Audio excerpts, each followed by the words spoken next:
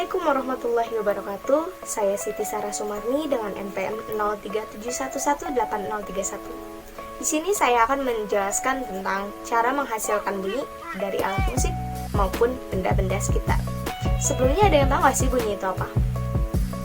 Ya, bunyi adalah pemampatan mekanis atau gelombang longitudinal yang merambat melalui medium. Di sini saya akan menjelaskan tentang beberapa cara untuk menghasilkan bunyi dari alat musik maupun benda-benda sekitar. Yang pertama, dengan cara dipetik. Contoh alat musiknya yakni gitar. Yang kedua, dengan cara dipukul. Contoh alat musiknya yakni kendang, alat musik khas Jawa Barat. Apabila kita memanfaatkan benda-benda di sekitar, kita dapat memanfaatkan sendok dan juga gelas. Sehingga apabila dipukul seperti ini, ia akan menghasilkan bunyi. Yang ketiga, dengan cara digesek. Contoh alat musiknya yakni biola. Selanjutnya, dengan cara ditiup. Contoh alat musiknya berupa trompet. Tanjidor juga bisa. Selanjutnya, dengan cara ditekan, yakni contoh alat musiknya piano. Nah, tadi sudah dijelaskan nih mengenai pengertian bunyi dan juga cara menghasilkan bunyi menggunakan alat-alat sekitar oleh teman saya sebelumnya.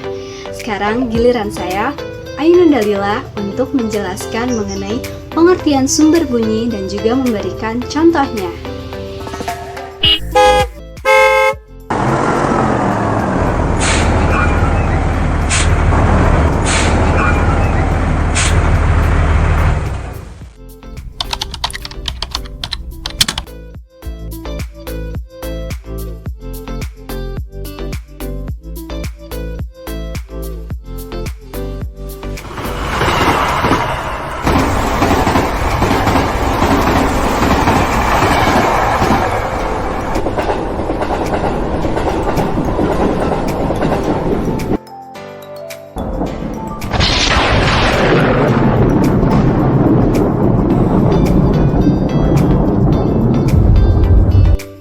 على أن نبدل أمثالكم وننشئ.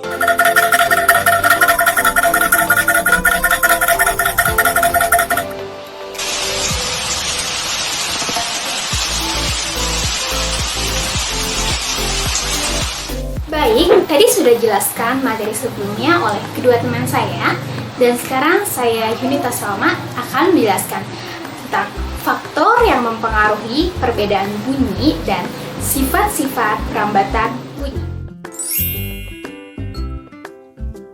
Frekuensi, amplitudo, dan resonansi. Tinggi rendah atau kuat lemahnya bunyi tergantung pada frekuensi, amplitudo, dan resonansi. Frekuensi adalah banyaknya getaran tiap detik. Satuan frekuensi yaitu hertz. Setiap bunyi menghasilkan frekuensi tertentu. Berdasarkan frekuensinya, bunyi dibedakan menjadi 3 jenis, yaitu bunyi infrasonik, bunyi audiosonik, dan bunyi ultrasonik. Bunyi infrasonik yaitu bunyi yang memiliki frekuensi di bawah 20 getaran per detik. Bunyi infrasonik dapat didengar oleh beberapa hewan, antara lain jangkrik, lumba-lumba, kelawar, gajah, dan burung merpati. Bunyi audiosonik yaitu bunyi yang memiliki frekuensi antara 20 getaran per detik sampai 20.000 getaran per detik. Bunyi ini yang dapat didengar oleh manusia dan bisa juga didengar oleh hewan, seperti jangkrik, lumba-lumba, kelawar, dan anjing. Ketiga, bunyi ultrasonik, yaitu bunyi yang memiliki frekuensi yang lebih besar dari 20 getaran per detik. Manusia tidak dapat mendengar bunyi ultrasonik. Yang dapat mendengar bunyi ultrasonik adalah hewan seperti kelelawar, kucing, tikus, dan lumba-lumba.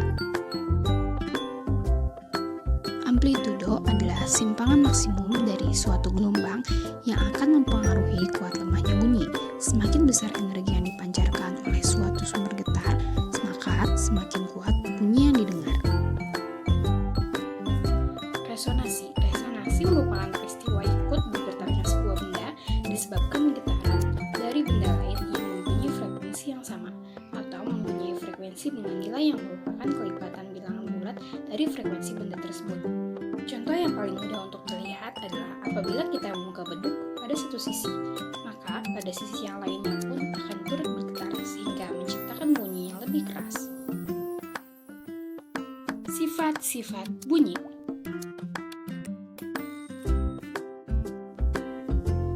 Satu, bunyi dapat merambat.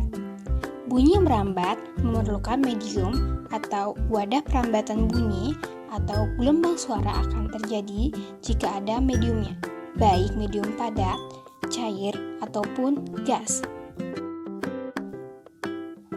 Contoh, pada medium padat, contohnya saat kita memukul meja, maka akan terdengar suara dari meja.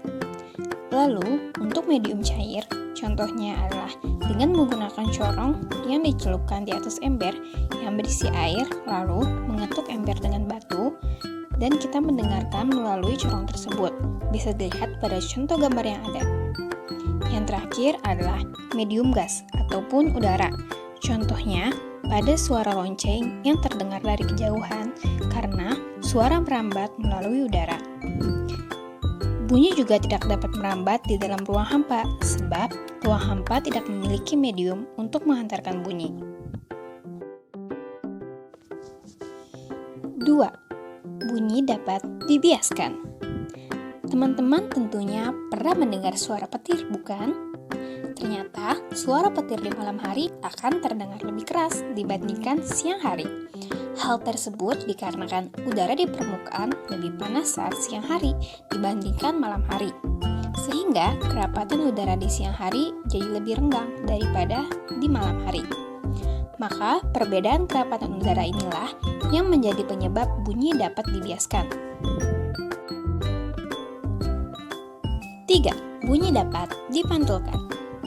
Pantulan bunyi akan terjadi jika bunyi kena ke suatu penghalang, sehingga dapat terjadi gema. Gema merupakan bunyi pantul yang terdengar jelas. Contohnya, ketika teman-teman berteriak di tepi tebing, pastinya suara akan terdengar dengan jelas karena suara itu memantul. Lalu, bisa juga terjadi gaung, yang merupakan bunyi pantul yang terdengar tidak begitu jelas. Contohnya, ketika teman-teman berteriak di dalam gua ataupun ruang tertutup, pantulan suaranya tidak akan sejelas di ruang terbuka.